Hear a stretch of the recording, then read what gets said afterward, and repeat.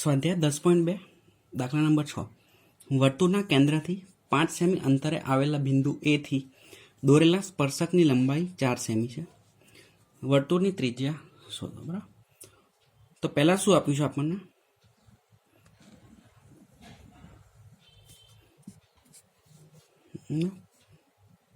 તો વર્તુળ છે,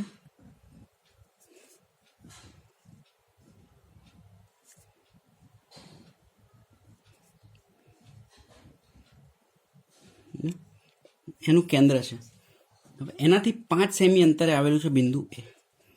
તો ધારો કે આ બિંદુ છે એ અને આ અંતર છે 5 સેમી.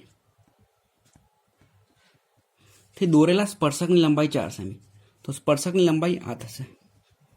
આ સ્પર્શક તો હવે આગળ લંબાઈ એટલે રેખા થાય. બરાબર, તો આ સ્પર્શક થયો, આની લંબાઈ છે 4 સેમી. વર્તુળની ત્રિજ્યા શોધો. તો આપણે આ ત્રિજ્યા શોધવાની છે, કેન્દ્ર ઓ છે. તો આપણને ખબર છે કે સ્પર્શકના સ્પર્શ બિંદુએ દોરેલી ત્રિજ્યા એ લંબ હોય સ્પર્શકને. તો આ ખૂણો 90 હશે. તો પાયથાગોરસનો પ્રમેય લાગુ પાડીશું એટલે આપણને એક બાજુનું માપ મળી જશે કાટકોણ ત્રિકોણ માટે. તો અહીંયા પાયથાગોરસના પ્રમેય પરથી કાટખૂણો બનાવતી બે બાજુના વર્ગનો સરવાળો કર્ણના વર્ગ બરાબર થાય.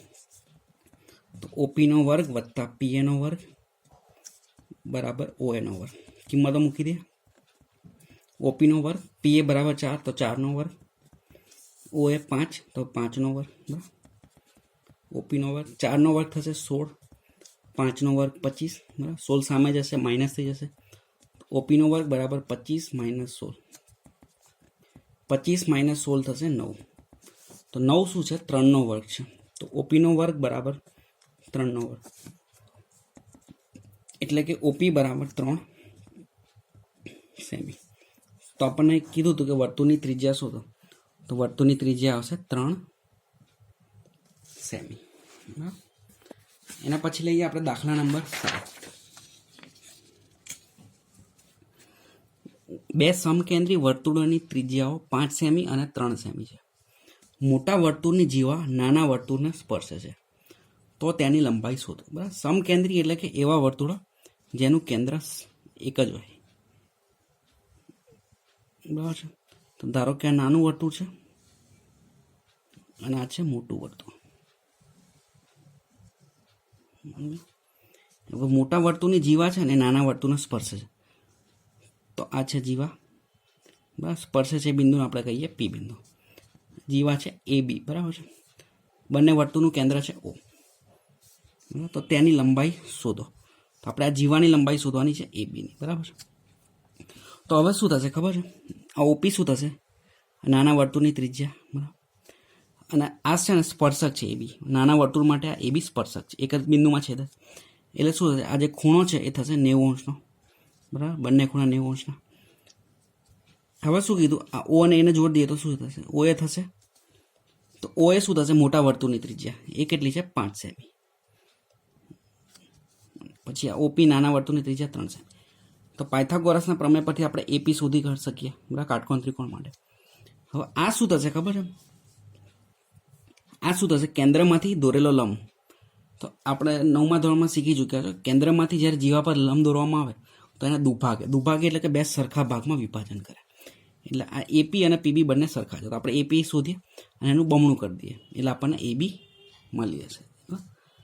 તો આ રીતે આપણે દાખલો ગણો. તો અહીંયા લખીએ પાયથાગોરસના પ્રમેય પરથી. બરાબર, કાટખૂણો બનાવતી બે બાજુના વર્ગનો સરવાળો કર્ણના વર્ગ બરાબર થાય.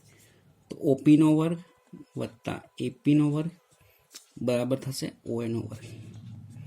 ઓપીની જગ્યાએ 3નો વર્ગ, એપી શોધવાનું છે એપીનો વર્ગ, ઓએ 5 તો 5નો વર્ગ. સાદરૂપ આપીએ.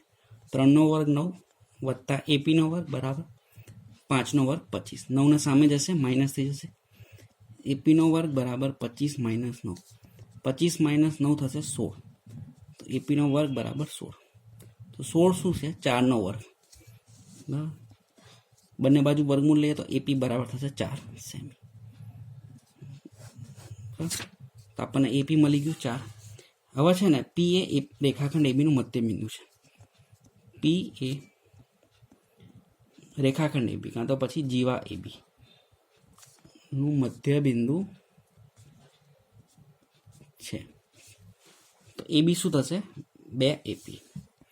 માટે એબી બરાબર 2 AP. બરાબર, એપીની કિંમત મૂકી દઈએ.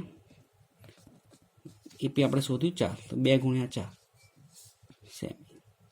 તો 4 દુ 8, તો એબી બરાબર 8 સેમી. તો આવી ગયો આપણો જવાબ.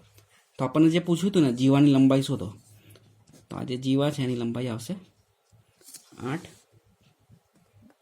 સેમી.